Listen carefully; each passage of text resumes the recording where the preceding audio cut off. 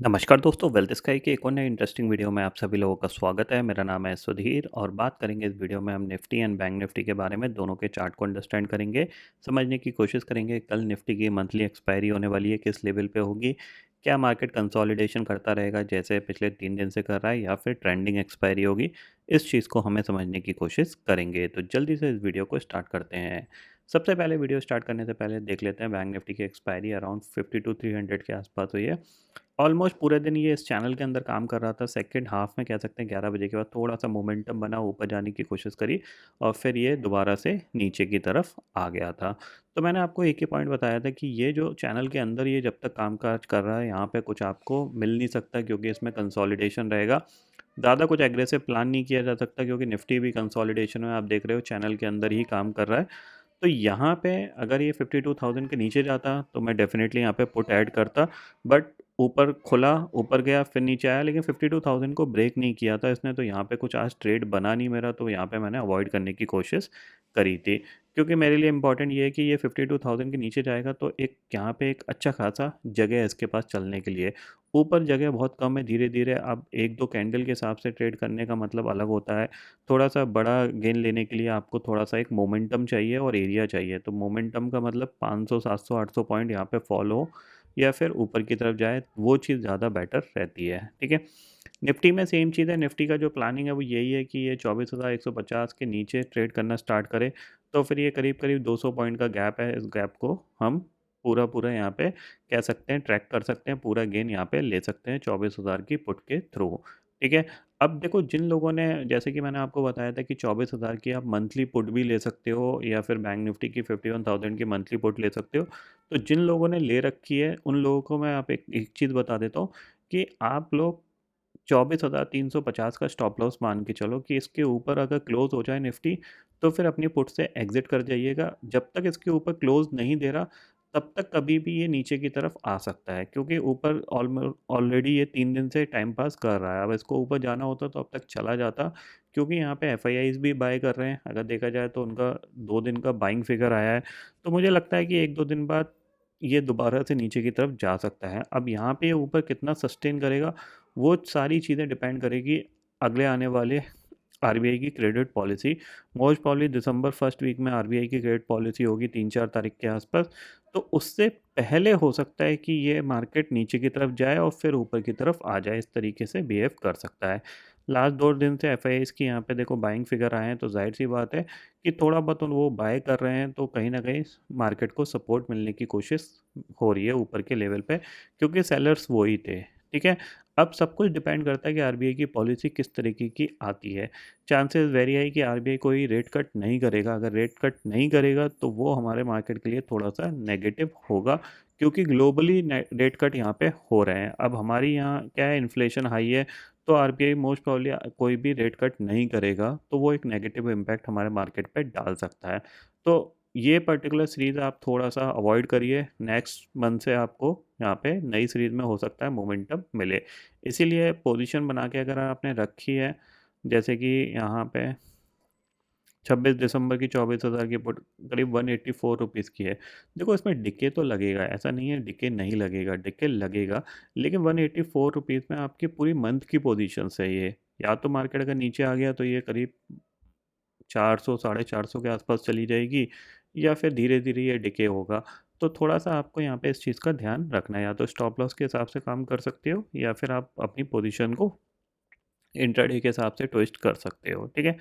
अब कल निफ्टी की एक्सपायरी होने वाली है, किस लेवल पे होगी उसको अंडरस्टैंड करते हैं। तो सिंपल सा लॉजिक है यहाँ पे कि फ़िलहाल ये इसी ज़ोन के अंदर कामकाज कर रहा है, ठीक है? तो अगर इस ज़ोन के बाहर निकलेगा तो मैं कुछ प्लान करूँगा, अदरवाइज़ मेरी तरफ से ये अवॉइड है इस ज़ोन के अंदर। क्यों? क्योंकि इस ज़ोन के अंदर अगर देखा जाए तो रेंज ठीक-ठाक सी है, ठीक है? 350 से लेके ऑलमोस्ट अगर हम इसका लोअर लेके चलें तो 24,150, जो कि मार्केट के लिए सफिशिएंट है, निफ्टी के लिए सफिशिएंट है इसमें मूवमेंट करने का। तो इसके हिसाब से अगर देखा जाए है, तो ऑप्शन चेन में भी ये चीज़ इंडिकेट मिल रही है, क्योंकि अगर आप देखोगे तो प्रीमियम कितने हैं, कोई प्रीमियम बहुत ज़्यादा महंगे नहीं है जिसकी बेसिस पे देखा जाए कि मार्केट में बहुत बड़ा मूवमेंट आ सकता है। देखो 65 पॉइंट का आपकी, अगर मैं 24,300 की कॉल और पुट की बात करूं तो 65 रुपये की आपकी पुट चल रही है, कॉल 78 रुपीज़ की चल रही है। अगर मैं 200 की बात करूं तो 144 और 31 180 पॉइंट की रेंज है। तो 180 पॉइंट की रेंज में किसी भी एंगल से देखूं, अगर मैं मान लो 24,300 से देखूं, कितना है आपका 24,300, 78 और 65, करीब करीब 130 पॉइंट। तो 130 पॉइंट के हिसाब से अगर देखा जाए तो ऊपर करीब ये आपके लिए एक रेजिस्टेंस पॉइंट होगा 24,430, यानी ये यहाँ पे कहीं रेजिस्टेंस लेगा ये, ठीक है, यहाँ पे। और अगर नीचे के हिसाब से देखा जाए तो 24,200 सपोर्ट लेगा। और अगर मैं 24,200 के हिसाब से शॉर्ट स्ट्रैडल का प्रीमियम देखूं तो 24,200 के हिसाब से जो शॉर्ट स्ट्रैडल का प्रीमियम है वो भी करीब करीब 180 रुपए के आसपास है, 170 के आसपास है, ठीक है। 180 मान लेते हैं, तो 180 का मतलब क्या हो गया, 180 का मतलब हो गया आपका 24,200, 24,200 अराउंड यहाँ पे 24,200 है। तो ऊपर आपका 24,380 रेजिस्टेंस, और नीचे आपका 24,080 के आसपास सपोर्ट। तो अल्टीमेटली चैनल यही बन के आ रहा है ऑप्शन चेन डाटा के हिसाब से भी और निफ्टी के चार्ट के हिसाब से भी, ठीक है। तो यहाँ पे जब तक इस चैनल के बाहर नहीं निकलेगा तब तक मैं कुछ प्लान नहीं करने वाला यहाँ पे, क्योंकि इस चैनल के अंदर तो डिके ही मिलेगा।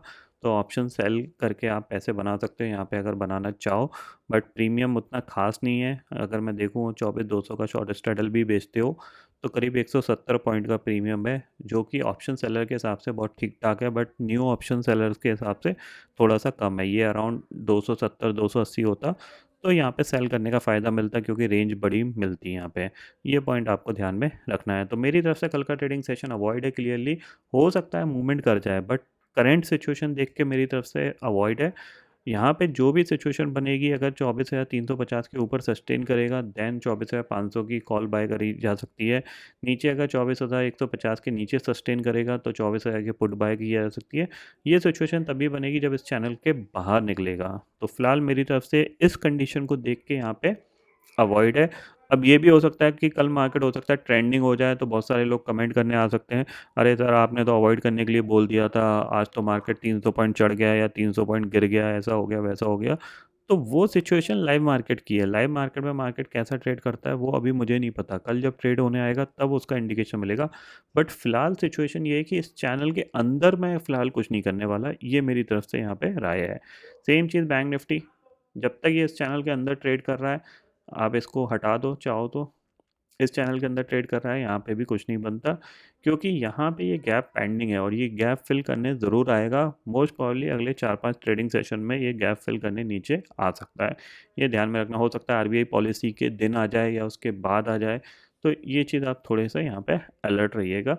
52,000 के नीचे ये ट्रेड करना स्टार्ट करें, शॉर्ट ज़रूर करिएगा, क्योंकि यहाँ पे करीब करीब 800 पॉइंट का गैप है।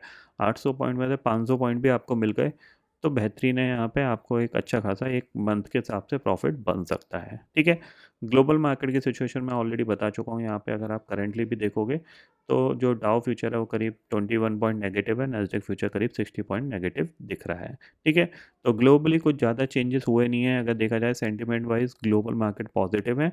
हमारा मार्केट में जो सेलिंग थी वो एफ की वजह से थी। अगर एफ दोबारा से बेचते हैं तो हो सकता है मार्केट हमारा नीचे दोबारा से जा सकता है, ठीक है। तो आई होप दोस्तों ये पर्टिकुलर डाटा आपको समझ में आ गया होगा। दोस्तों फिलहाल इस वीडियो में इतना ही है।